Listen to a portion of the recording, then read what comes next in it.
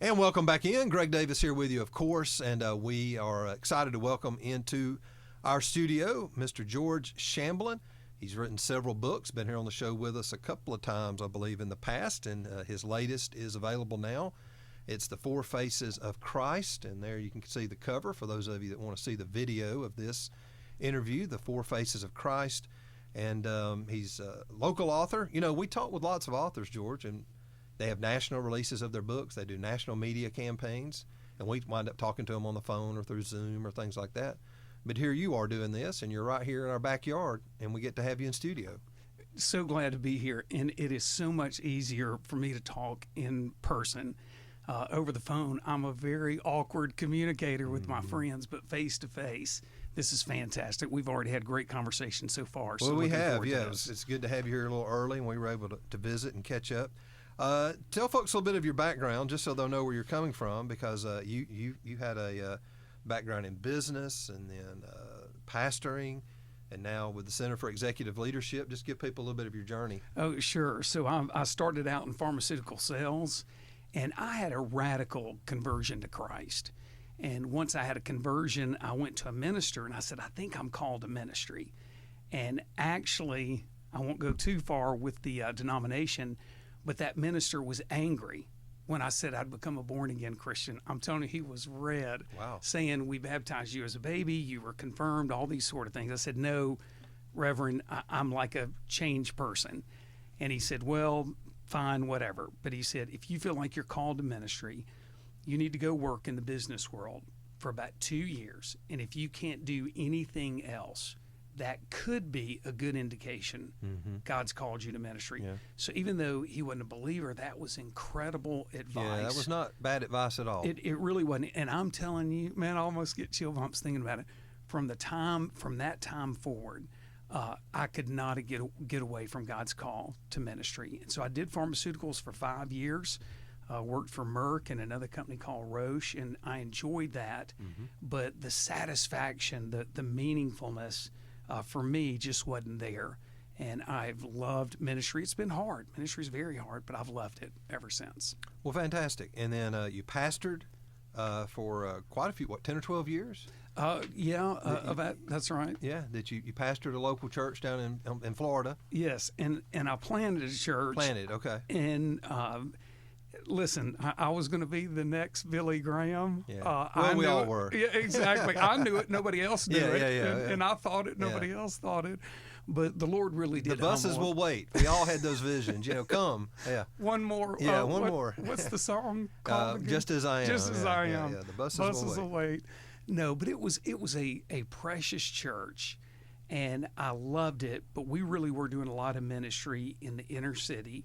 Also, a lot of people with addictions and homeless and other things, which was wonderful.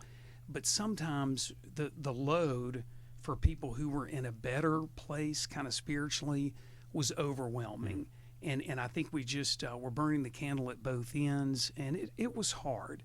And eventually I came back to Birmingham with my tail tucked between my legs. God humbled me through that process. But any ministry I do now, I tell people all the time, and it's really true, I don't come from a position of strength as a pastor. I really don't. I'll show my resume. I come from a position of weakness.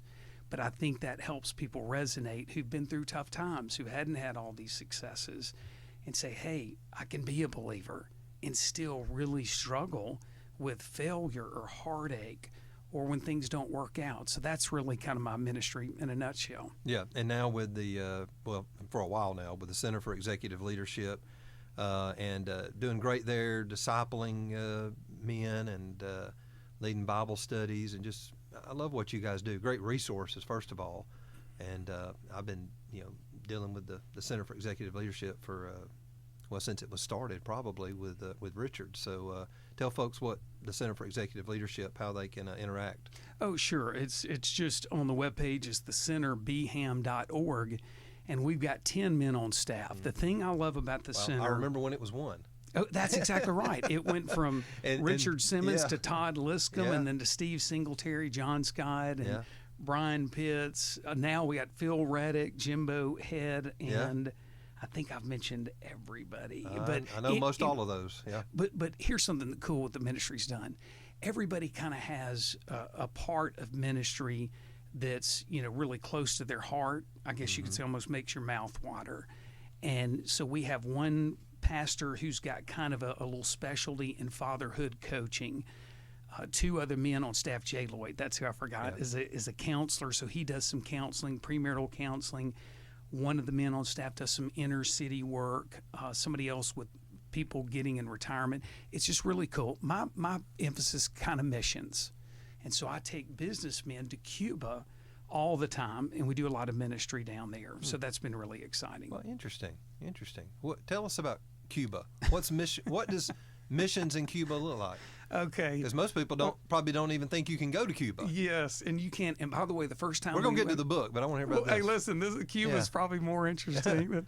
But about 9 years ago, my wife and I didn't know any better, and so we partnered with another church, and we took 74 college kids down to Cuba. It was so awkward. They rerouted the plane to the military base.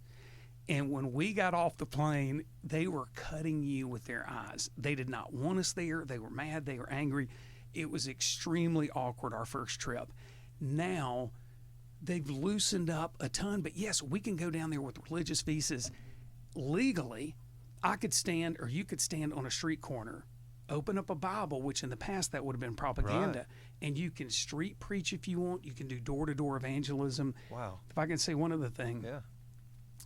Cuba is the most literate country in the Western Hemisphere. You cannot imagine the number of PhDs, masters, all the incredible education people have had, but yet it's a third world country, so they know their plight, right? Mm-hmm.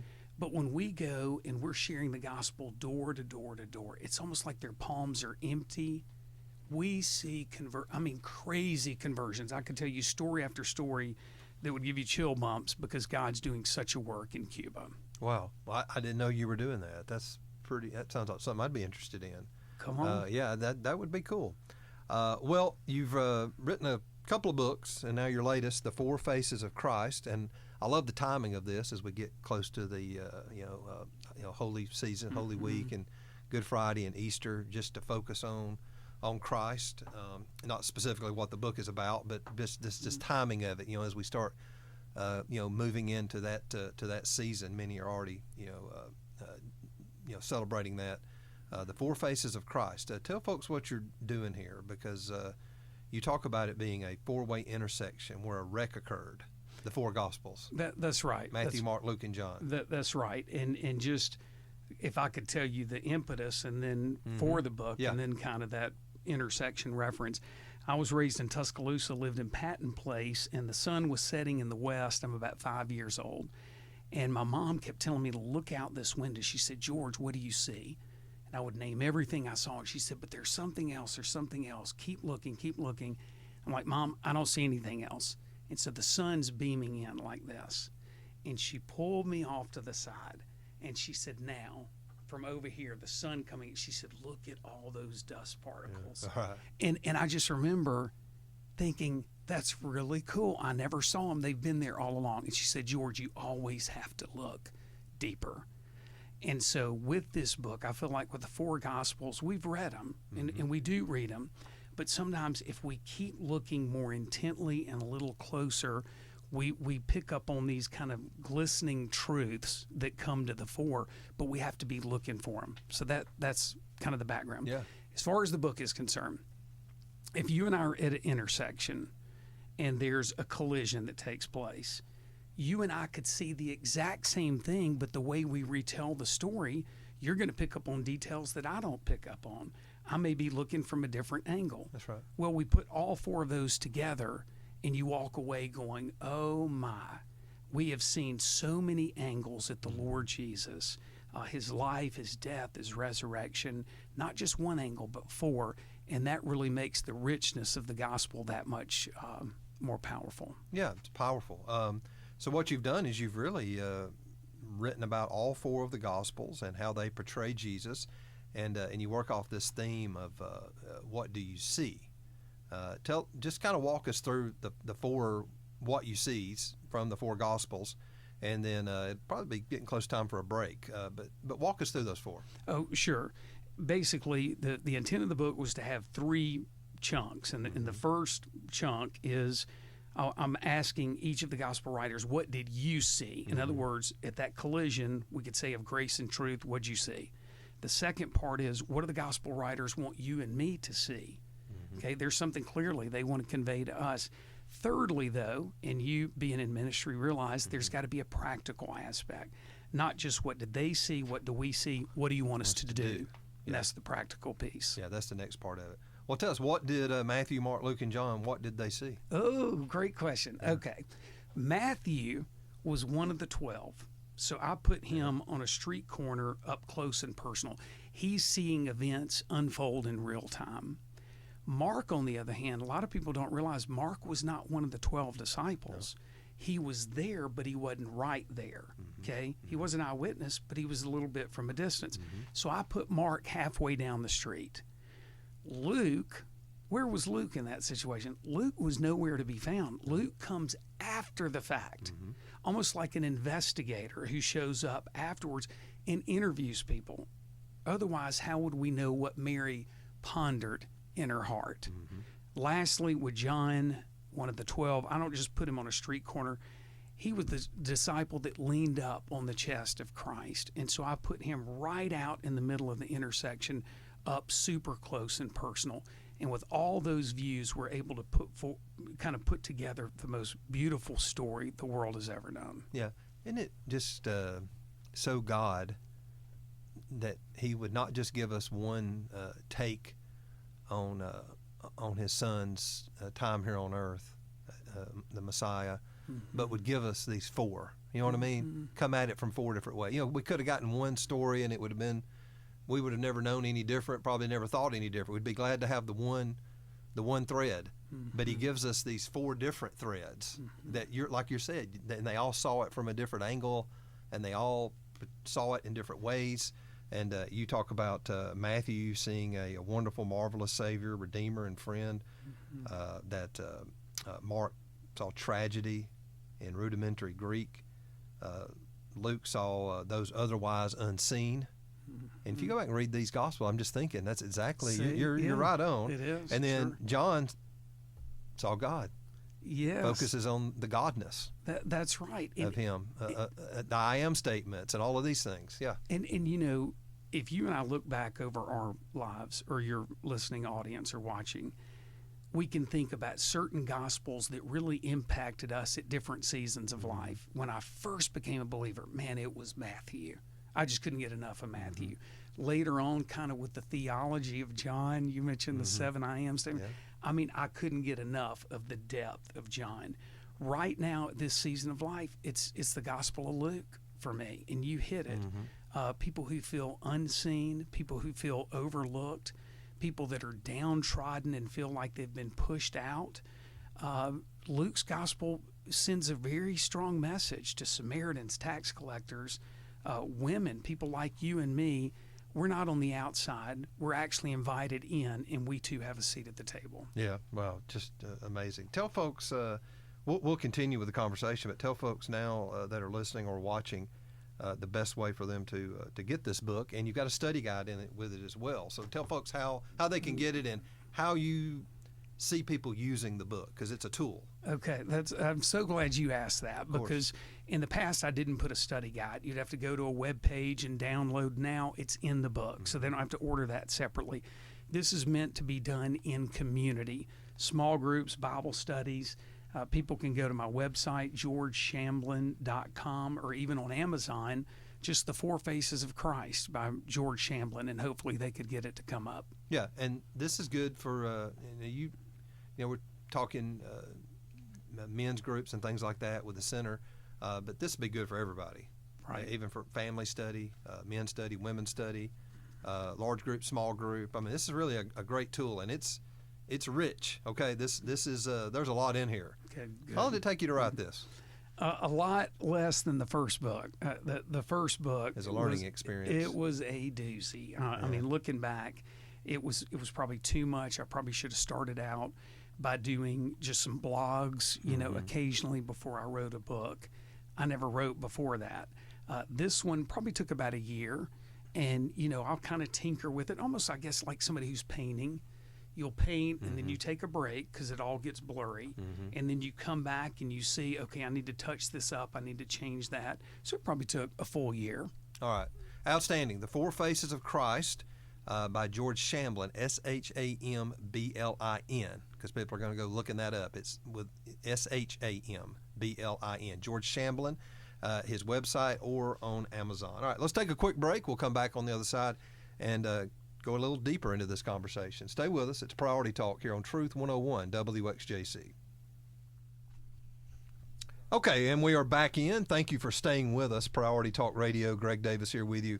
Good news, Christian values on Truth 101 WXJC. And we continue our in-studio visit with George Shamblin, his latest book, The Four Faces of Christ, with a study guide. Really unique look at Matthew, Mark, Luke, and John. And I love the artwork on the book as well. That's really neat. Did you do that? I have a guy that does all the artwork, but I said, man, this was the one time I think I had something and said, could you do something like this?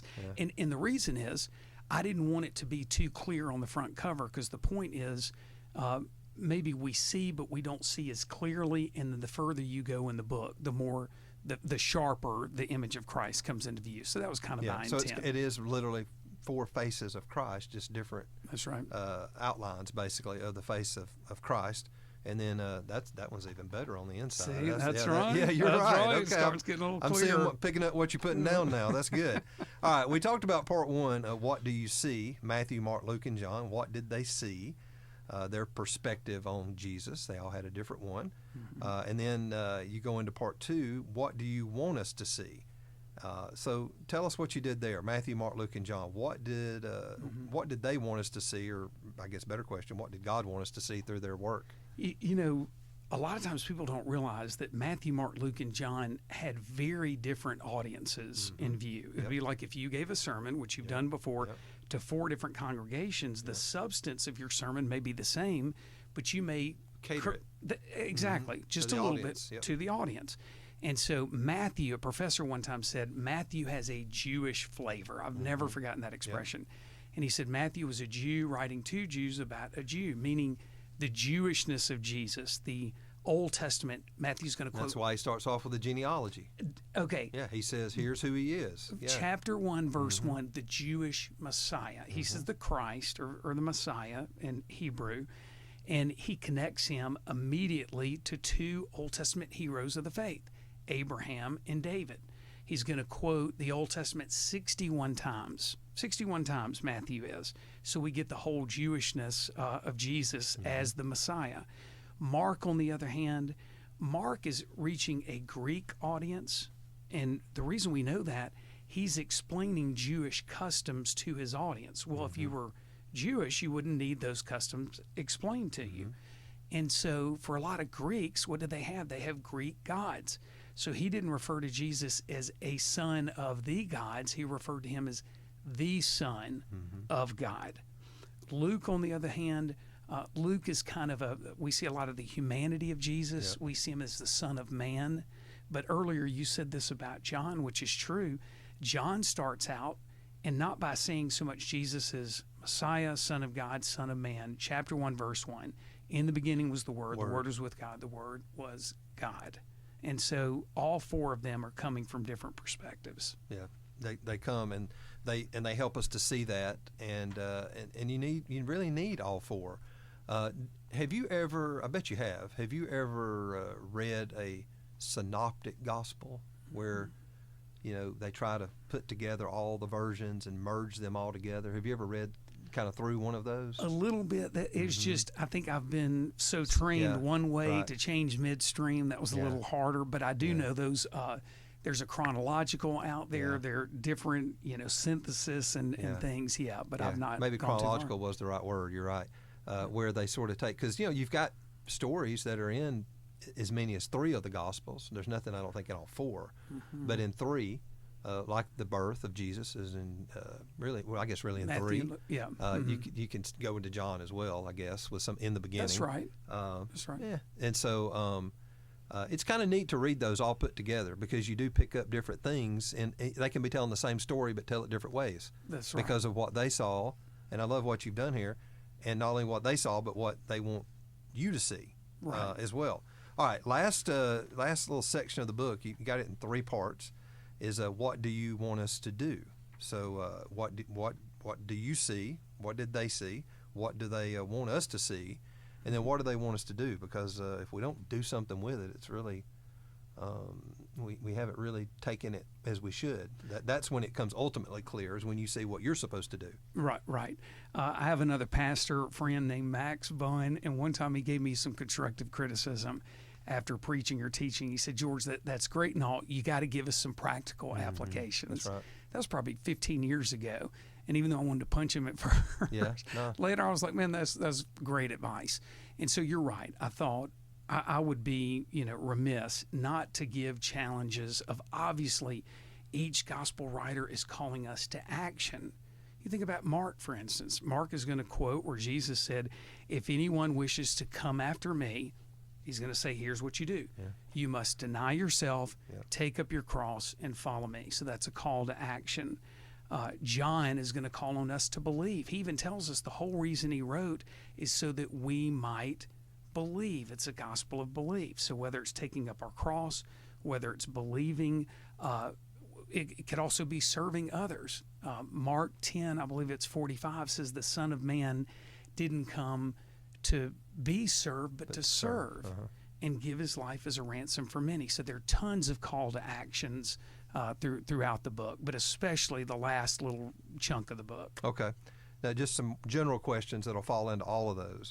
You talk about Mark's gospel causes you great sorrow. How did Mark's gospel cause a great sorrow? Man, I'm telling you, I was in a Bible study one night, and you may have been teaching before, or people in your audience, where as you're teaching, something really settles in on you that you've not noticed before. And I was talking about how Jesus starts out in Mark's gospel with a big crowd, a big following. He's got the 12. It's very sad how everybody starts peeling off. Yeah. And we see the loneliness of Jesus in Mark's gospel more than anywhere else. And, it's so sad. He gets down, and then Peter is going to deny him. Yeah. Only John, we believe, was there at the cross. But for the most part, when we get to the very end, even God had to abandon him. Wow. I mean, he goes from the multitudes down to 12, that gets down to 11, and then he gets, there on the cross where God had to turn away because he said, God, why have you forsaken me? And by the way, that's the only time he refers to God as Elohim. It's always Father, but there's that kind of distance we see there. So Jesus is all alone. And can I say one other thing? This is really, I don't think people realize this. This is so sad to me. In this season, we should let this sink in. Jesus' mother was at the foot of the cross, and he didn't even have on any clothing.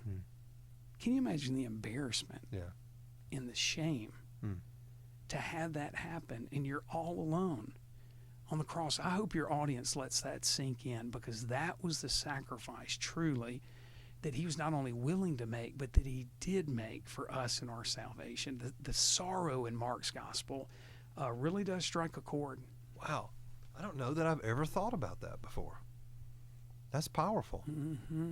Just the sorrow. It's sad when you look at him in his humanity, what he was going through. From just a being abandoned standpoint, that part of it. Everybody. That's sad. And so in he can real relate time, to us. I'm telling you, in real time, when I was teaching this in a Bible study, it was almost like we were all getting to the same place at the same time, where the room got real quiet, because I think all of us started saying, that's just sad. That's lonely. It is.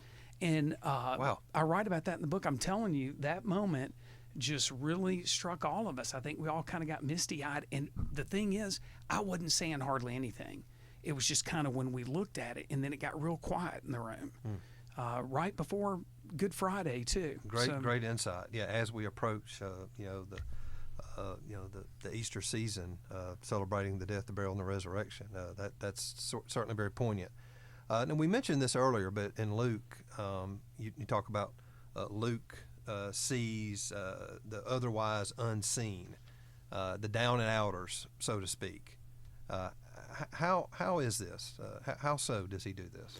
Yeah, and I think one of the best examples, he's got this parable of a feast.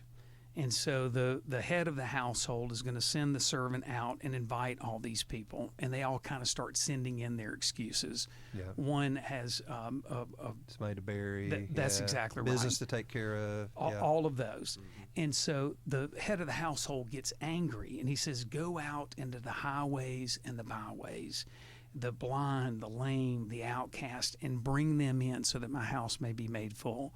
And so the servants go out, and that's who they're inviting in. And I love this. Then the report back is, but there's still room left at the table. And I think Luke's gospel, we see that people who saw themselves on the outside are now invited in. And not only are they invited in, they have a seat, like a prime seat at the table. It's just beautiful. And it's all over the place.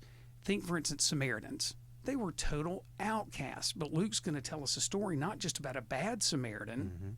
Mm-hmm. He's a good Samaritan. Mm-hmm. Okay, that was something they couldn't imagine. A good Samaritan. They today it'd almost be like somebody saying a good terrorist. And you say, what are you talking about? It was that shocking back in the day.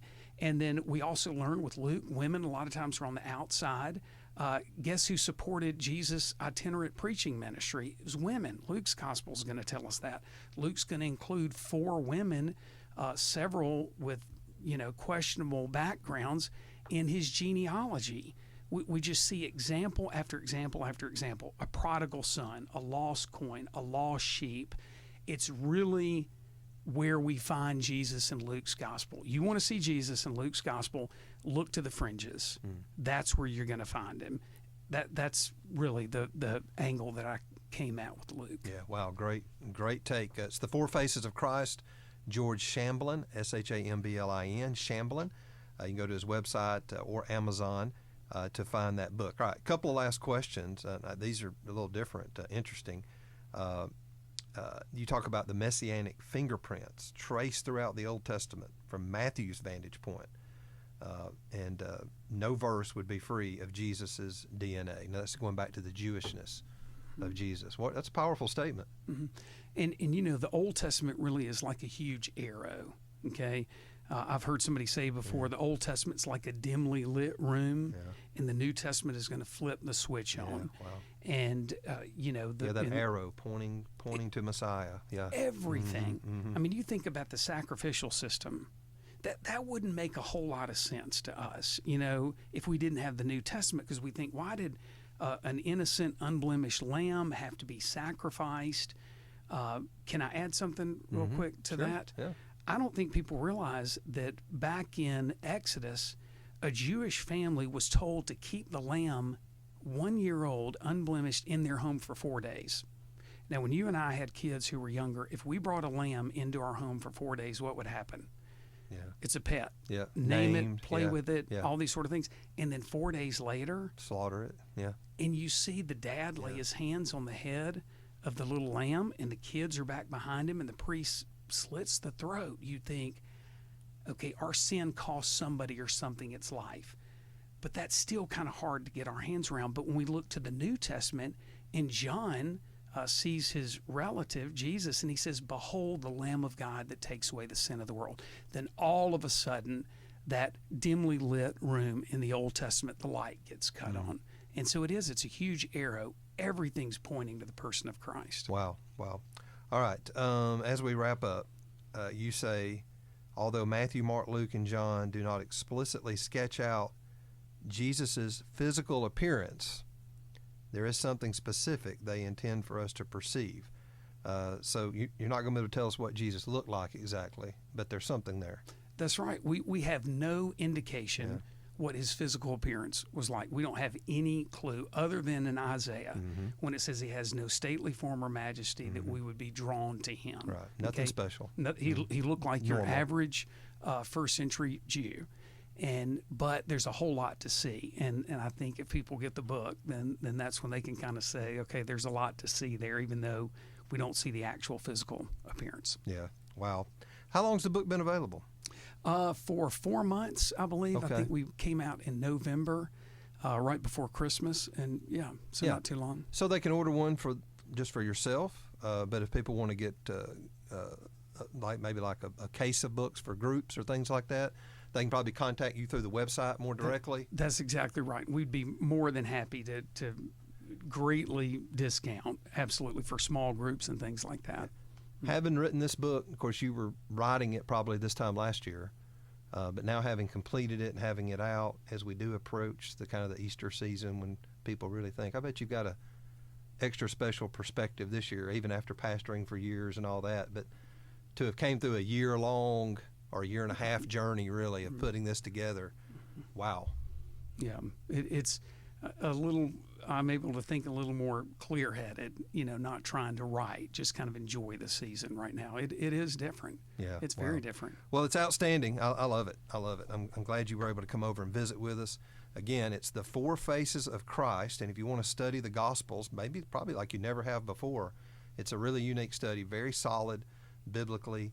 Going to learn a lot of principles in here that'll just blow your mind. We hit on a few of them here, but stuff you just maybe haven't thought about or didn't know when you go back into the culture, into the with the Jewish or the Greek or whatever you go back into. There's so much there and so rich. When we go to Israel, we learn a lot of that when you're there, and it's just so much more than most of us ever scratch the surface of. That's right. And you're helping us go deeper and see much clearer. The Four Faces of Christ, George Shamblin. The website again? GeorgeShamblin.com. You were able to get the .com. GeorgeShamblin.com. Or you can head over to Amazon. But I'd go through his website and look at the other resources there as well.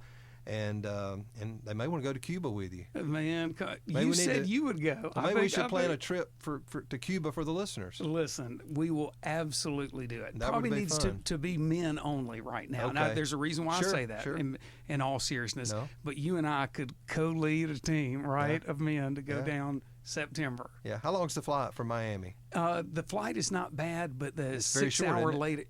It's short. Yeah. But the 6 hour layover between Birmingham and Cuba in Miami can be a doozy. Yeah. But we hit the ground running with evangelism door to door when we go down there. We're not even giving stuff out. That's kind of a separate part of what we do, but we just do door to door.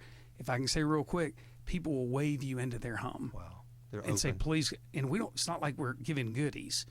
Please come tell us about Jesus. It's crazy. Wow. That's wonderful to know the doors that open. George, thank you for being with us. Thank you. Thank you, my friend. It was God bless you. fabulous.